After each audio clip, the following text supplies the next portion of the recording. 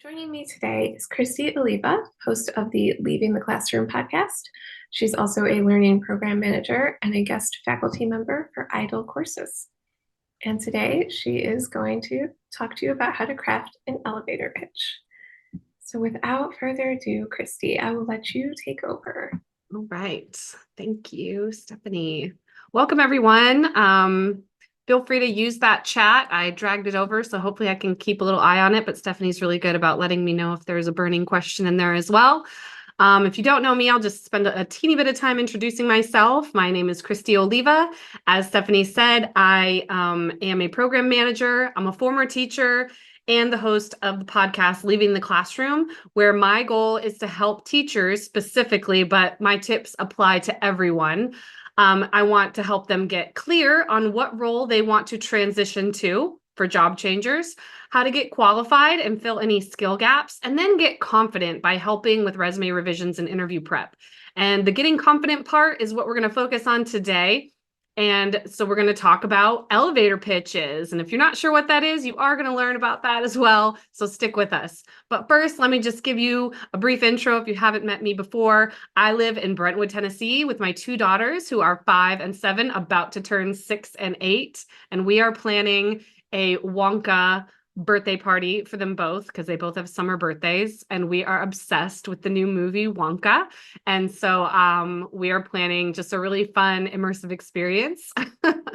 And so let's just go over real quick what we are learning about today. And so you are going to learn what an elevator pitch is in case you aren't sure what that even means. You're going to learn how to prepare your elevator pitch, investigate companies so that you can tailor your elevator pitch, trim your pitch. Editing is always key. How to add character, how to add yourself into this elevator pitch, and then how to hone and rehearse, excuse me, not reverse. All right, so let's just get started. What is an elevator pitch? So an elevator pitch is how you are going to answer when they say, tell me about yourself. Now, this happens in almost every interview, whether it be a one-on-one hiring manager interview or a panel interview. They will typically say something like, tell us a little bit about yourself. Tell me about yourself. And if you haven't practiced this, it can catch you off guard and you can end up rambling or not knowing when to stop. And then it's just not a great first impression, and first impressions matter. So this is what we're going to be talking about today, of how to craft that. But the basics are that you're going to be saying who you are, what you have accomplished, so your past history, and how you are qualified now. So you're really going to give your brief background and then straight to this is how I can serve you now. Now, an elevator pitch is also quite short, 30 to 60 seconds, hence the name elevator pitch. It was designed to be something you can tell somebody in an elevator ride before the doors open back up, from door closed to door open. So it needs to be short and succinct and yet cover a lot of bases. So that's what we're going to be talking about today. So let's get straight to it. I crafted a little formula for this. I'm known for my formulas, and I have one for your elevator pitch as well. And I just used the acronym for pitch. And this is the steps we're going to go through today, the 5 steps. You're going to prepare your pitch. You're going to investigate the company or companies, and you'll tailor each pitch to that. You will trim it or edit it. You will characterize it, add your own self to it, and you will hone it. So let's get started. I'm going to run you through some activities that go with each of these to help you craft yours. Now, I see that there are quite a few of you here today, and I really encourage you to, sorry, I'm trying to find the panel of how many people are here. And I'm going to encourage you to be crafting this as we go. It's going to serve you best as we go through these activities. So if I were you, I would open up a notebook, open up a Google Doc, open up a Word doc, and start to write some stuff down as we go. So first, let's prepare. And so we are going to do a little activity called the mirror test. And I know that most of you probably looked in the mirror this morning to fix your appearance, brush your teeth, double check your hair. But when's the last time that you really looked in the mirror and did a self-reflection exercise that has nothing to do with your outer appearance? Our mirror can reflect our feelings about how we feel about ourselves in our career, our business, our personal lives, and who we really are. And so I want you to stop and think, who are you? The person you see in the mirror is shaped by your choices, your successes, the past positions that you've had. And but beyond the surface, like, who are you really? We want this to show through in your elevator pitch. And so this can include your values, your passions. What do you do to make a difference in your life, in your career, outside of your career? Are you happy with where you are?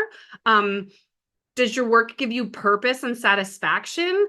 We need to find that place in ourselves here. So think about your life. You might even be close to a mirror. I'm looking just at my face here in the Zoom call. And so the questions I want you to start asking yourself are you truly happy? Do your relationships support you? Does your lifestyle match your beliefs and your desires?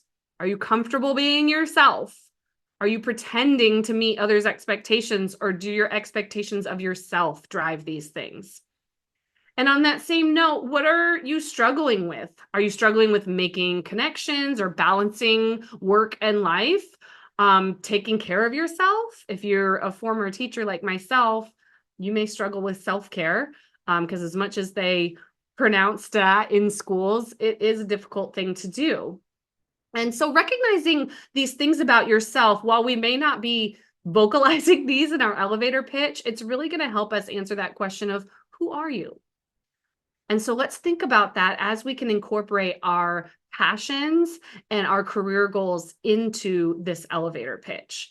What do you want to change about your personal life, about your career, about your health? And so with these thoughts in mind, think about what you can do to become the person you want to be.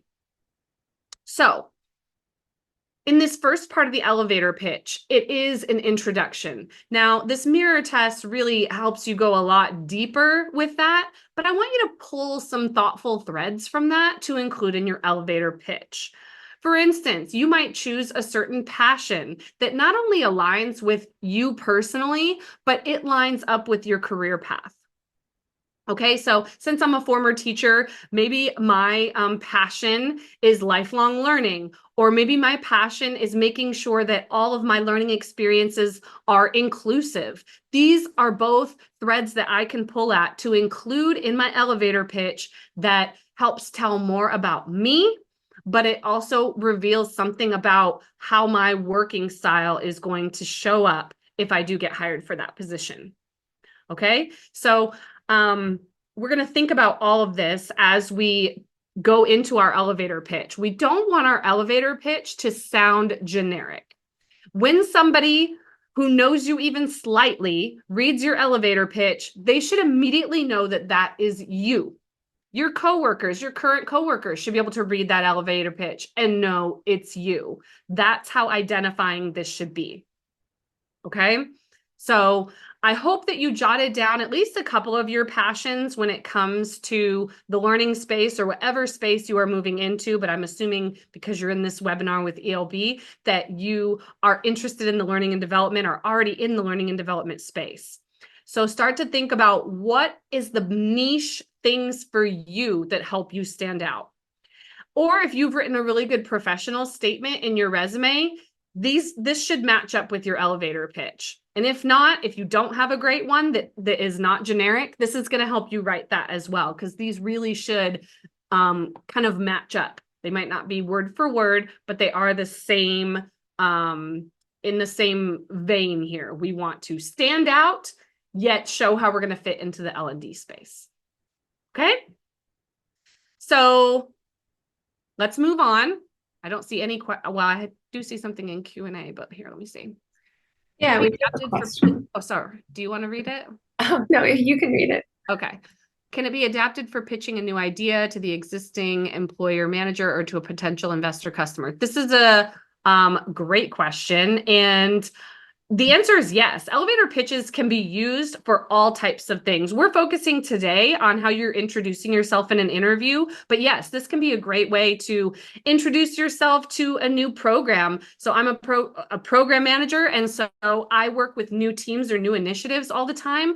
I use my elevator pitch for that purpose as well. Now, maybe the call to action at the end is going to be different. I'm going to be more excited about working with this team than working with a certain employer, but you will follow this same structure. Great question. All right, let's move on to the investigate part of our pitch acronym. So now that you've prepared yourself by really doing this mental exercise of like, as the person who asked us there, what's the purpose of your elevator pitch? You do need to decide that first. So if your purpose is the same as what this webinar is helping you with, is pitching yourself to a company, then that's what we're going to go with. But obviously you can go with any of those different ways: pitching a new product, pitching a new service, pitching a new product line, pitching just a new idea at your job. All of these can be used for that. So now that you've prepared and you know what to do or know what your purpose is, we're going to start investigating whatever it is that you are going to be pitching. So for our purposes, we're talking about interviews. So you would be researching the specific company and hopefully the specific team you're moving into, especially if it's a big company. So if you work for a big company like Amazon, you're not only going to want to research the company and their leadership principles that are clearly outlined on their website, but you're also going to want to investigate the specific team. Since it's a really large company, each team does very different things. So you can investigate that team. And so the whole premise behind this step is to research without being a stalker. So no, you're not going to go add every single person of the team on LinkedIn. You're not going to go searching them online. You are going to search the team and the company, not individuals. So we're going to stay away from being stalkers here. Okay, this step is really important when preparing for a job interview because of the fact that you are going to find out valuable insights about that company. But we're going to toe that line between and not overstep boundaries or invade privacy or cross any lines. Okay, so when researching the company, a Google search is a great way to start. What are you looking for, though? You are looking for vision statements. You are looking for Amazon, they're called leadership principles, any kinds of important statements like that, mission statements, value statements, vision statements. Pull language from that and include it in your elevator pitch. Not falsely, but let's say, for instance, an LP of Amazon is customer obsession and is one of the things I just love about that company. And so I would definitely talk about how that's something I'm passionate about as well. Another LP of Amazon is Earn Trust, and it's actually their cornerstone LP. And so I'm assuming that says that somewhere. I've learned it just from working there, but that's definitely something I would use. If I know Earning Trust is one of their most important LPs, then I'm going to make sure that Earning Trust comes up in what I talk about is important to me as well, because it is important to me, but just to show that connection. So this investigation stage is to connect you to the company. How do the passions that you reflected on earlier connect to the passions and mission and vision of the company that you're going into? You may find out through this investigation that you don't align. And so that's a decision you have to make. If I were you, I would not be joining that company if you cannot align with their mission and value system. However, I'm sure that you'll be able to find things that do line up with what they stand for. Okay. So we started with the company website and talked about mission statements and values. You can find their social media. Most companies have a pretty rich social media presence, and you can find out a lot about their personality through that. For instance, I'm not sure if any of you follow the national park. Gosh, I don't know if that's the actual name of I their love the national park accounts. Have you seen their posts? How Yeah. hilarious they are. They are so funny. So they'll say things, like the phrase we've heard of, like, if a bear, like, here's what to do if a bear is chasing you. You don't need to be the fastest, just faster than one other person. Or, they'll give these tongue-in-cheek tips for surviving in nature, and they're just So funny. Do you have a favorite one, Stephanie? I do like that one. There's one about oh, make sure you have your tall friend walk in front of you so they hit all the spider webs first on the Yes, trail. exactly. So finding that out, following their social media, I obviously know that I can inject humor into my elevator pitch and it's going to be well received. However, if I stalk somebody on social media, I'm using that word again, tug in cheek, because we do not want to turn into that. But if I do follow somebody on social media and find that maybe they're a more serious company, then that's going to drive the language I use in my elevator pitch. So keep that in mind. Go to their social media, and that's going to learn a lot more about their culture and just how they operate. Look for news articles and publications. You might be able to pull some initiatives that they're working on and bring it up in your elevator pitch or in the interview process. And that's really just going to make you look good. Use LinkedIn, obviously, to find out what people in their company are talking about, people in their team are talking about. Again, this is mindful stalking, mindful investigating. There's no harm in following people from that company, commenting on their posts and beginning to engage with them. What would be inappropriate is adding all of them as friends, inboxing them, telling them you have an interview coming up. There's a line there, okay? So just make sure that in this investigation that you stick to our tagline, research without being a stalker. All right, so just like make sure that you are being ethical in your research techniques. I can't say that enough, but you will learn so much in this process. And companies really look for this. In fact, one of the top questions that's asked in an interview is why us? And if you haven't done this investigation piece, you are going to come up short and you will be saying something like, well, I just really like this company. But if you have found their mission and vision statement, you can pull straight from that and you can say, well, I love this company's mission statement saying, and then quote it back to them. You have then proven that you have looked up this company and have invested time in this process. And this applies to the other question of like, if this is not applying to a job interview, you just need to find out whatever it is that's going to put you a leg up in that session, whatever that is. But we're going to stick to the job interviewing here. All right, so that's the investigation stage. Fairly easy, but it does involve personalizing or tailoring your elevator pitch to each of these companies.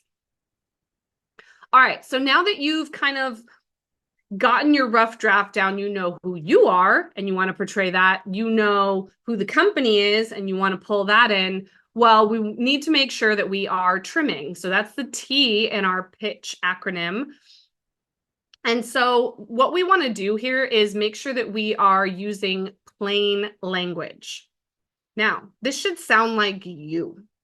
And most of the elevator pitches that I help people write, they'll send me their rough draft and I will read it out loud. And there will be words like utilize and things like that that I don't use except for in writing. Well, this elevator pitch is not going to be in writing. You are going to be saying it out loud. So you need to make sure it sounds like you and that it's using language that you actually use. And so the first couple of times, it might feel awkward to read it out loud. But if it doesn't sound like you, you need to keep editing. And so even though the word here is trim, that doesn't necessarily mean make it shorter. We need to make this be in as plain language as possible that sounds like the way you would actually talk. And so the more people you can get this in front of and actually say it to so that they can give you that feedback is going to be really valuable. So we want to be sure that we are not including technical jargon or too many buzzwords. Now, to a certain extent, you do, but you do not want to be throwing it all out there. This is just your elevator pitch. So you should not be using every single instructional design acronym you've ever learned in this elevator pitch, okay? In fact, you probably shouldn't be saying many of them at all. So let's take a look at a not so great example. It's a good rough draft of an elevator pitch, but you're going to see that it is packed with jargon.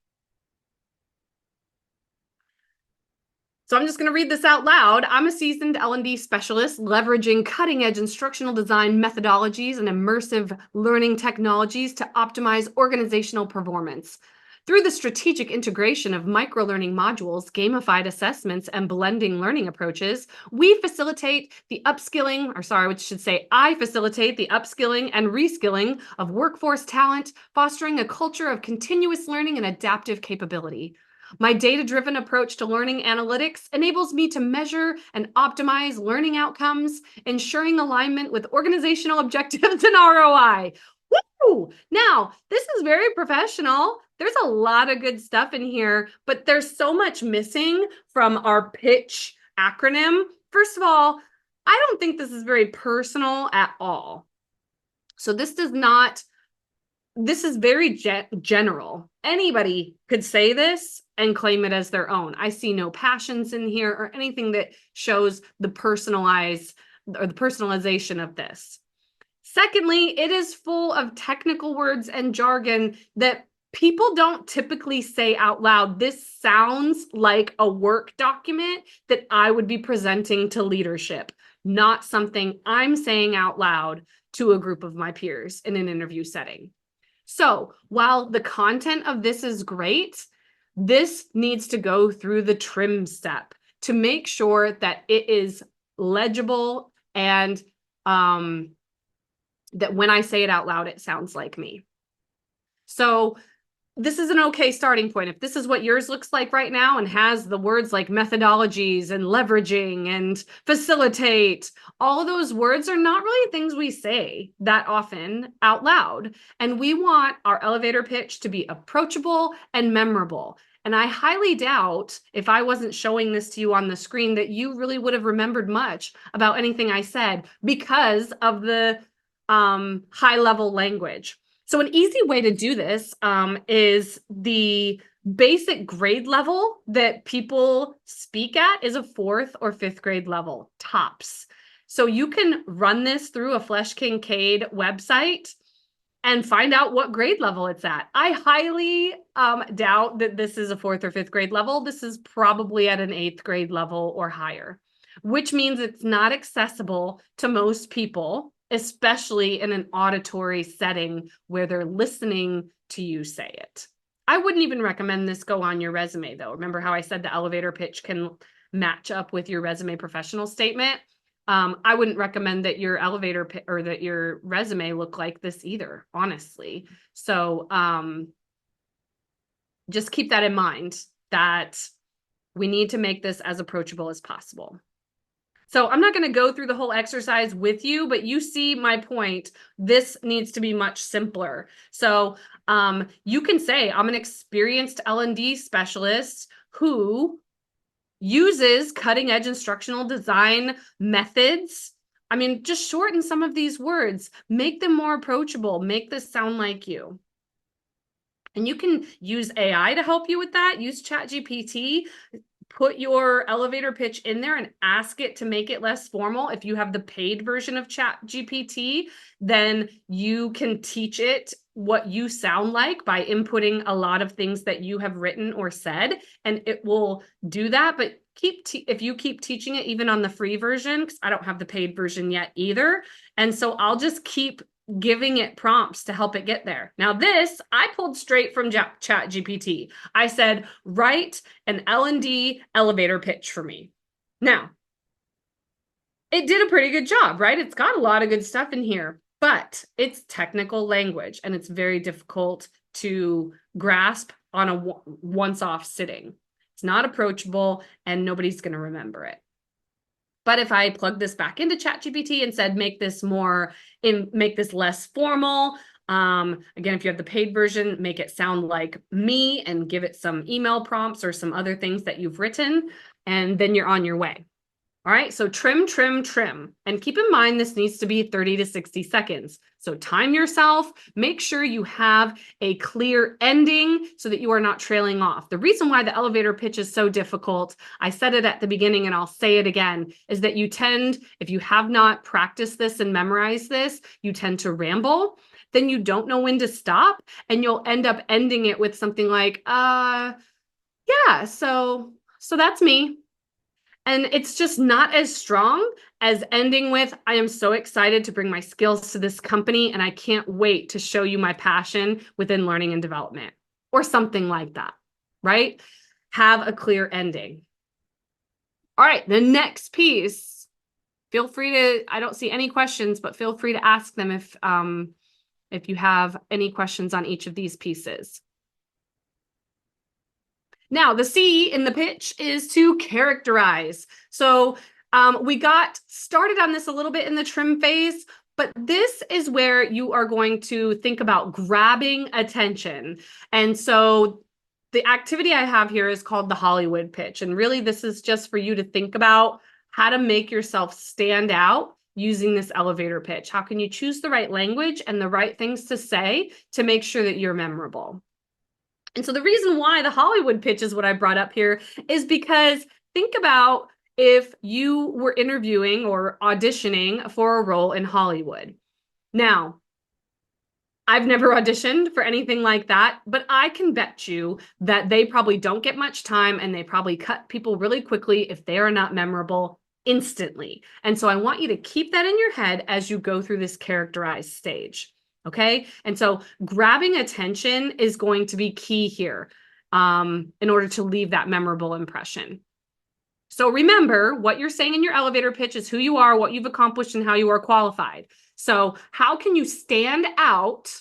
Stand out, think Hollywood. I always think, when I think Hollywood, I just think larger than life, right? And so how can you bring that element into your elevator pitch? So let's take a look at, again, I told ChatGPT to give me a Hollywood pitch. What would that sound like? And so what I'm picturing in my head too, so you can picture the audition, but also think about like a theater trailer. Now they might be longer than 30 to 60 seconds these days, but the premise is there to stand out, to be memorable in a very short amount of time. So here's an example of what a Hollywood pitch would look like. And it's just very dramatic. In a world where dreams are currency, a group of unlikely heroes must band together to save their city from the brink of despair, right? Right away, we're to the action, we're standing out. And I'm not going to read the whole thing to you, but you see, I am instantly even putting on my theater voice and going through this with drama. And I'm not telling you that you need to dramatize your elevator pitch, but what I am telling you is you need to figure out how to adapt this style to your elevator pitch to make yourself more memorable. So I took this, this setup, what am I trying to say? This format, and changed it into an L&D more approachable elevator pitch. So let's take a look at that.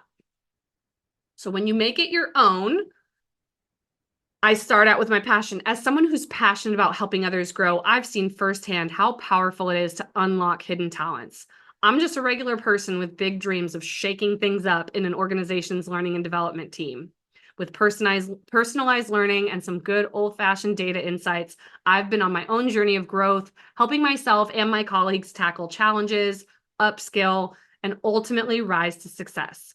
I'm excited about the possibility to team up and help each other reach our full potential. Now, this still could use some work, but you see how I'm getting in the right direction. I've added a little bit of drama here and added my passion. I think I can hone in a little bit more and really focus more on exactly what I'm passionate about, because this still has way too many lists. If you have too many commas in your elevator pitch, you have not specialized enough. Just know that, okay? You shouldn't be making this list. So this long list I have here, where did I have the list here? Yeah, challenges, upskill, and ultimately rise to success. It's too big of a list. I have here journey of growth, helping myself and my colleagues, too many things in a row. So that's something I would maybe trim if I go back to the trim phase. And really this pitch acronym, you're going to want to do it over and over. Your elevator pitch is going to be constantly evolving based on the jobs you're applying to and the passions that you bring to the table. Okay, so let's compare these side by side again. The Hollywood pitch. In a world where dreams are currency. So we're setting the stage of like this passion, this action. And then how I made it my own is as someone who's passionate about helping others grow. So I'm setting that stage again. I bet you can already see where I'm going to go with this. And I kept up with that theme this whole time, helping others grow. So really what I tailored this to was more of a leadership L&D role. Okay, so I'm obviously not talking about the development stage. Like if I were applying for an instructional design or instructional developer position, I might focus more on how I want to incorporate DEI elements or accessibility. But since this is a leadership role that I'm tailoring mine to, I want to focus on that. How have I helped others build themselves up, and why am I so passionate about that? So keep that in mind. That's how we tailor it. Pick out a piece of it and then turn that into your passion paragraph. Ooh, I like that, passion paragraph. And you also see here how I have a clear ending. I'm excited about the possibility to team up and help each other reach our full potential. And so you see how that applies to my theme as well. And again, I used ChatGPT and I gave it prompts after prompt after prompt. Now, I still need to personalize this more, but I hope you can see how you can get started with that ChatGPT piece and then help hone it and then add your own flares in there. Because I have to be honest, people who use ChatGPT a lot, you're going to be able to spot it when people have used it and have not made their own edits. So please, please, please use it all you want, but then tailor it. Do not just copy paste from ChatGPT, or else you're going to end up with one of these Hollywood pitches or this one I had over here. This one was straight from ChatGPT and it's not going to work. Okay. All right. So now that you've characterized it, that was the C, and really gave it that ba boom. Last step, which is a pretty easy one, is to hone it. And so I'm going to give you guys an opportunity, and we'll just, if this is all I've got for you, but I set aside time at the end that if you want to practice and get my feedback, this is what I specialize in. So you can pop it in chat. You can hop on the mic if we're allowed to do that, Stephanie. Let's practice these because this is the only way you're going to get better at these. So I'll leave it there for a couple of minutes and see if we do have any brave souls before I wrap this up. I know we've got tons of time, so we have plenty of time. If there's just a piece of it you're struggling with, pop it in chat. If you want to pop your whole thing in chat, I'll pop it up on the screen and we'll go through it together. So you can stay anonymous by going in the Q&A and popping it there. Take out your Yeah, name. if you put it in the Q&A, no one will see your name. I can give attendees audio permissions if anyone does want to do it live, or you can put those in the chat. And if you have any more questions, you can put those in the chat or the Q&A panel. Either one works. Yeah, please. So when I give this advice to transitioning teachers, I'm not sure if there's any transitioning teachers here, but this may apply to you as well. If you are switching from a role that you from a role that you're in right now to a role you've never been in before, there are a lot of questions sometimes about like, how do I say that? So for teachers, they struggle with this because they're like, how do I do this elevator pitch without just talking about teaching and that's all? And anybody who's doing career change can struggle with this. So my advice there is on that little map I gave you. So if we go back to this what you've accomplished, you might breeze over a little bit. So as a teacher, how I would do this, or as a former teacher, is I would say, I've spent 15 years in the education space.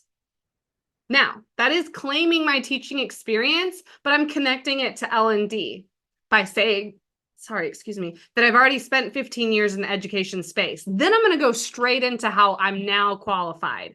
Okay. So what you've accomplished, you might choose to breeze over most of that, depending on how much is relevant. So relevancy is very key. All right. We've got one here.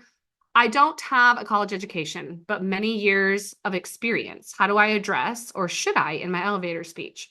I don't think you need to address college education at all in your elevator pitch. I never do. So unless you are calling out that you have this higher degree, and obviously I would never call out, I've never been to college, but I've got all this experience. Just talk about the experience.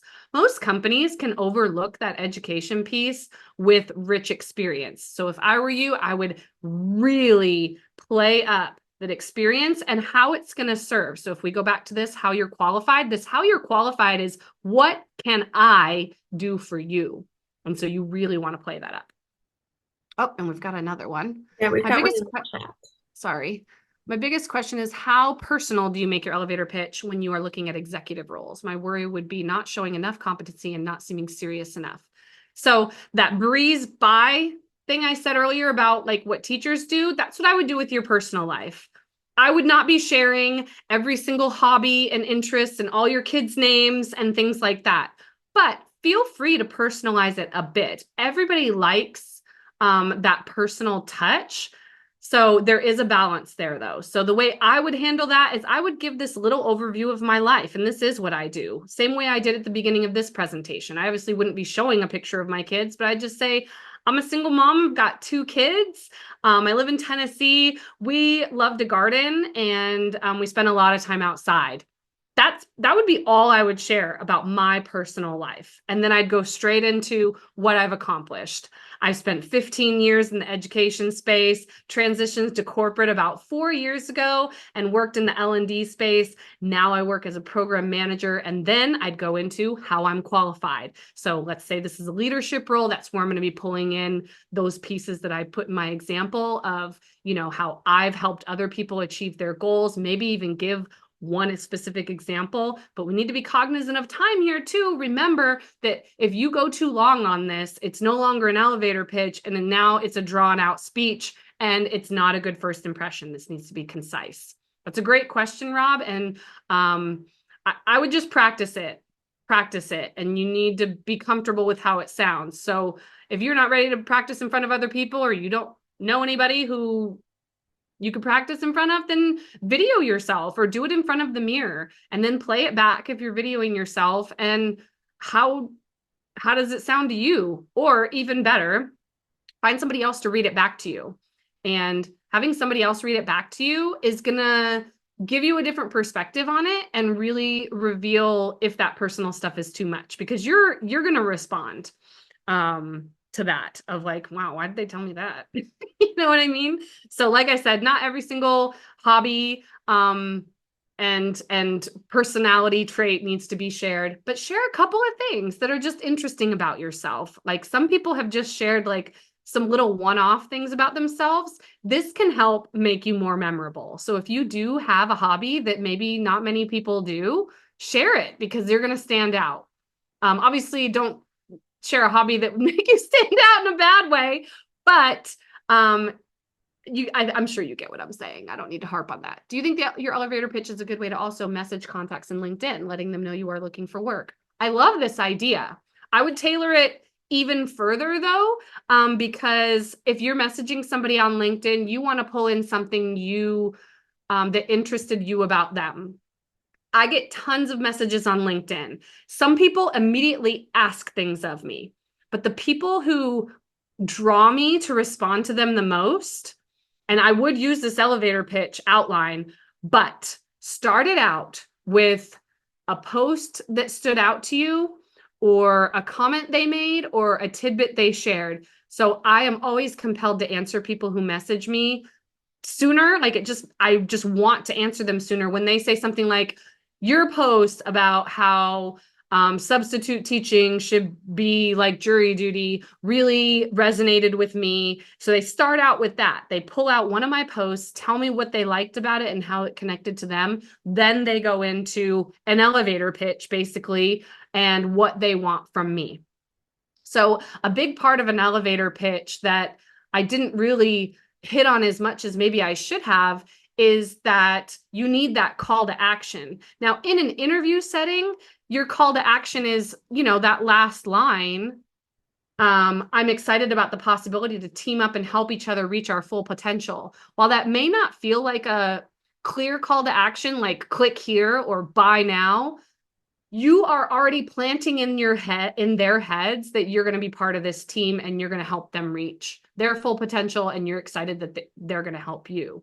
So the call to action is important, definitely on LinkedIn as well. So unless your prerogative or your objective is to just say hello, which to be honest, I prefer if somebody has a specific question of me. I get a lot of messages as well where people are just like, thanks for connecting, Christy. And I don't have time to write those people back and find out more about them. But if they ask me a question or have a specific thing they want from me, I would follow that format. Great question. But pick out something about them, then do your elevator pitch, and then have a clearer call to action than what's up here, and actually either ask them to do something or ask them a question. For instance, it might be, how do you like working at that? I've thought about that, applying to this company, and I just wanted to know how you felt. Or, if you're moving into a new role, how do you feel about this role? What are your things you like most, and what are the things that you struggle with the most? These are common questions that I get that I actually respond to. And usually the ones that I respond to the fastest and easiest follow this format that I'm giving you now. So that's a great call out. I love that. Great questions. Anybody have a part of the elevator pitch that they're struggling with the most? So we've Rob asked about the who you are piece. How much personal information do you share? That's really a great call out, especially for those executive positions. That's a great thing to think about. What you've accomplished, we talked about that you might want to breeze over it. But again, it's all about relevancy. And same here, relevancy. Now, if I am a teacher and I am applying to L&D roles, they are not going to care that I was Teacher of the Year 3 years in a row unless I make them care about it. So this is a common thing I get when I'm helping teachers revise their resumes. They want to put 2023 Teacher of the Year. Well, who cares? Unless you can give me the context around that. So make sure everything you're sharing in this elevator pitch is relevant to them, or at least in these two sections, right? The who you are doesn't have to be relevant. Should you give specific numbers in what you've accomplished, X in savings, etc.? Now, if you have time in your elevator pitch and you want to share your top highlight, that's the only time I would share these statistics. Because otherwise it's going to make it too bulky and too lengthy. So if it fits, so let's go back to my leadership example, and I want to highlight how much I've mentored. So you could include something like helping myself and 13 former colleagues get promoted, right? Or something like that. Talk about how many people you've served, or again, the relevancy has to be relevant. So if I include in here how many courses I've built, that's not going to help me get a leadership role. So yeah, it applies on my resume, but in the elevator pitch, it's not going to help me stand out. It's actually going to kind of make me look a little bit lesser because I'm looking at a leadership role here. A prestigious award. So let's just go with that same example of the Teacher of the Year. So I helped somebody with their resume do this just the other day. So the way I would make that relevant is, again, depending on what kind of role, but for their role specifically, it was relevant because it was voted on by their peers and their leadership. So we put a number behind that, voted on by 200 of my peers. So that can help make it more relevant. If there were certain criteria that were relevant to that award, give them that context. What you need to remember is just because you list an award doesn't mean anybody knows what that award means or how you were selected. So that's how you can give it context that's really going to make it matter. So if you can give that context, include it, please. But if you're just listing it as an accomplishment and you're expecting them to either look it up or already know, it might be serving you in not the greatest way. So keep that in mind. Context and relevancy are everything in your elevator pitch, in your interview, and on the resume. Relevancy and context. So if you can't give the full context or you aren't giving the full context, it might be working against you. But if I would just always include the context. What I tell people when they're revising their resumes, and I think it applies to this elevator pitch as well, is just keep asking yourself the question, so what? So if we say 2023 Teacher of the Year, so what? Well, because it was out of the whole district of 1,500 teachers. Oh, okay. Well, so what? Well, it was voted on by my peers and my leaders within the district. Oh, well, so what? Well, because only 20 teachers were selected to even be voted on based on X, Y, and Z. Do you see how I've given enough context by continuing to ask myself, so what? so what? So what? Because that's what they're going to be asking in their head if you don't give them that context. They're immediately just going to think, so why do I care? Make them care. Make them see why that helps you serve their company better. Good question. And again, if you're going to mention that in your elevator pitch because it is a prestigious award, just give some context around it so that it becomes relevant to them. Because that would be a great one to include in there. Like if you were a Pulitzer Prize winning author and you're, applying for a writing job, I mean, duh, put that in the headline, say it right away. But if you're applying for a leadership role and you want a writing award, I mean, so what? Again, if you can't answer the so what for them, then it's better to leave it out. You're just including, frivolous details. All right. Well, I'm going to do my little sales pitch of myself real quick before people start leaving. If you know a teacher or are a teacher, I am hosting an event where teachers can find out all about different roles. And you can come even if you're not a teacher. If you're considering a career change and you want to see, we already have 6 different career paths represented at Teacher Ditch Day. And what they're going to be doing is presenting the barriers to entry into that new career path, what the salary expectations are, and what the growth opportunities are. So if you are interested in a career change, even if you're not a teacher, Teacher Ditch Day is for you. So please, or if you know a teacher, please tell them all. I do have a career kit that if you like what I'm sharing here, my career kit is chock full of tips just like this, from resume to interview, including the elevator pitch that we just shared today. And so you can find that at idlecourses.com/leaving the classroom. And if you haven't encountered me before, I am on LinkedIn. I'm on Instagram. I do have a podcast, as we mentioned before. So you can find me in any of those places. Practice using that elevator pitch to contact me through LinkedIn. I'd be happy to give you feedback just on that. So tell me I found you through the ELB webinar and I'm testing out my LinkedIn pitch. Let me know how it goes. That would be great. And as Stephanie mentioned, I am a guest faculty member for IDLE Academy, and we are doing pre-enrollment starting next week, I believe. And so you can sign up using my code Classroom100.